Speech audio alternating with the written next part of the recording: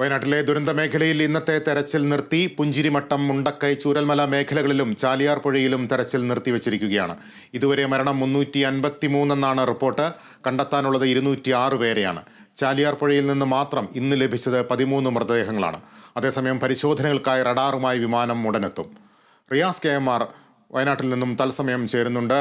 റിയാസ്, ഇന്നത്തെ തെരച്ചിലിൻ്റെ ഒരു സംക്ഷിപ്ത രൂപം.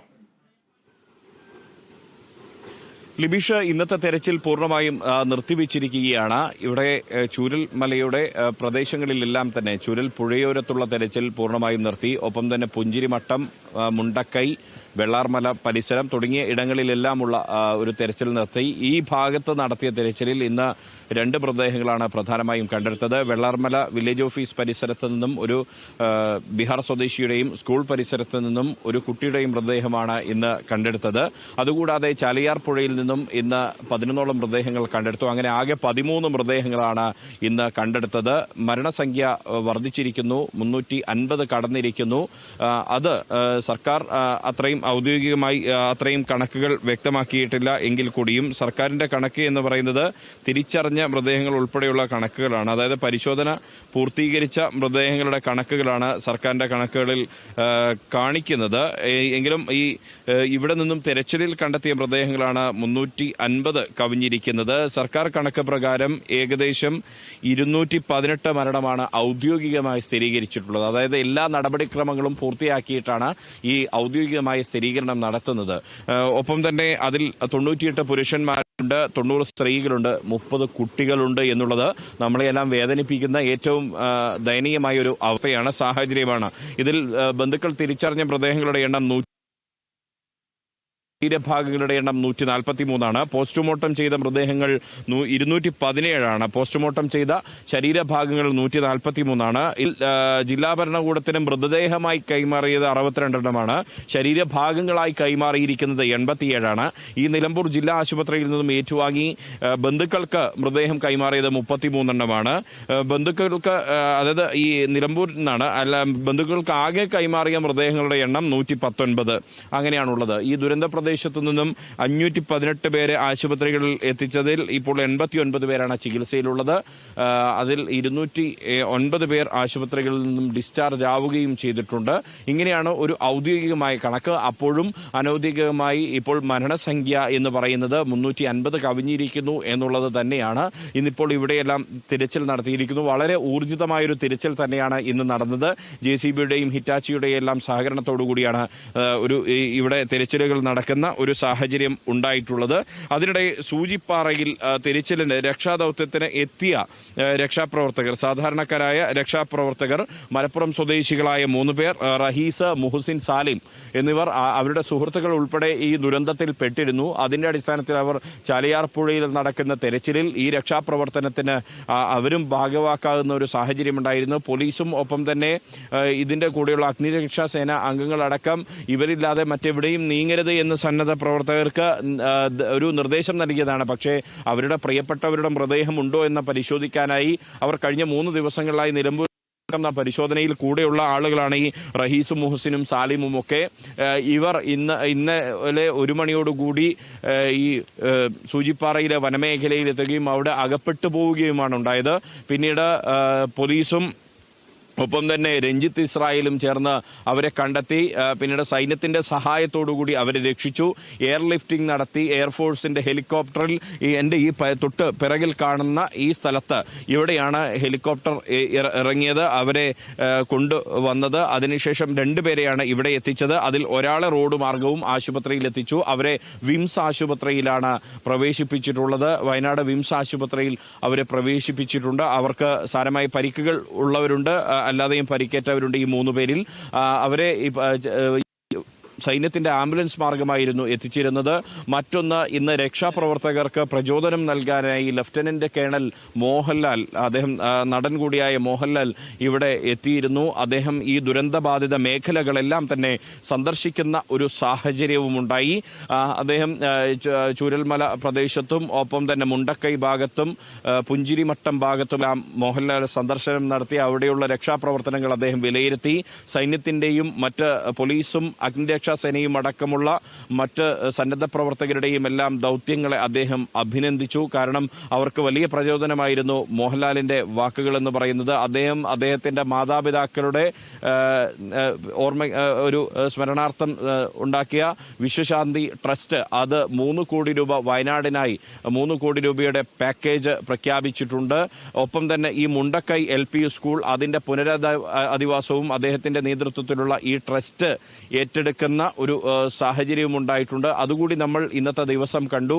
എല്ലാ മലയാളികളും ഒറ്റക്കെട്ടായി നിൽക്കണമെന്ന് അദ്ദേഹം ആഹ്വാനം ചെയ്യുന്നു. നിരവധി നേതാക്കളടക്കമുള്ളവർ ഇവിടെ സന്ദർശനം നടത്തിയ ഒരു ദിവസമായിരുന്നു. അതിൽ തന്നെ മുൻ കേന്ദ്രമന്ത്രിയായിട്ടുള്ള ശശി തരൂർ അടക്കമുള്ള ആളുകൾ ഉണ്ടായിരുന്നു എന്നുള്ളതാണ്. ഒപ്പം ഇവിടെ രക്ഷാപ്രവർത്തനം വളരെ സജീവമായി തന്നെ നടന്ന ഒരു ദിവസം കൂടിയാണ് ഇന്ന്. ഒപ്പം ഈ വ്യോമസേനയുടെ ഹെലികോപ്റ്റർ അടക്കം ഈ ചൂരൽ പുഴയുടെ തീരത്ത് ഇറക്കാൻ പറ്റുമോ എന്ന് നോക്കുകയും അത് പരീക്ഷണാടിസ്ഥാനത്തിൽ വിജയം കാണുകയും വ്യോമസേനയുടെ ഹെലികോപ്റ്റർ സദാ നിരീക്ഷണം നടത്തുകയും ചെയ്തിട്ടുണ്ട്. ഹെലികോപ്റ്ററിലുള്ള നിരീക്ഷണവും ഇന്ന് നടന്നിരുന്നു. ഇനി ഡ്രോൺ റഡാർ ഉപയോഗിച്ചുള്ള നിരീക്ഷണം വരുന്ന ദിവസങ്ങളിലുണ്ട്. അത് അടുത്ത ദിവസമായിരിക്കും. അതുകൂടിയുള്ള ഒരു ഊർജിതമായ തിരച്ചിലാണ് നടക്കുന്നത്. ഇനിയും ശരീരാവശിഷ്ടങ്ങൾ ലഭിക്കുമോ എന്നുള്ളതാണ് കാത്തിരിക്കുന്നത്. അപ്പോഴും 200-ലധികം പേരെ കാണാതാകുന്ന ഒരു സാഹചര്യം ഇപ്പോഴും കണ്ടെത്താനാവാത്ത ഒരു സ്ഥിതിയുണ്ട്. അവർ എവിടെയാണ് എന്നുള്ളത് ഇപ്പോഴും വ്യക്തമല്ല. അവർക്കായുള്ള തിരച്ചിലും ഊർജിതപ്പെടുത്തിയിട്ടുണ്ട്. മറ്റൊന്ന്, നമ്മൾ ഇന്ന് രാവിലെ ചെയ്തതാണ് ഒരു വാർത്ത.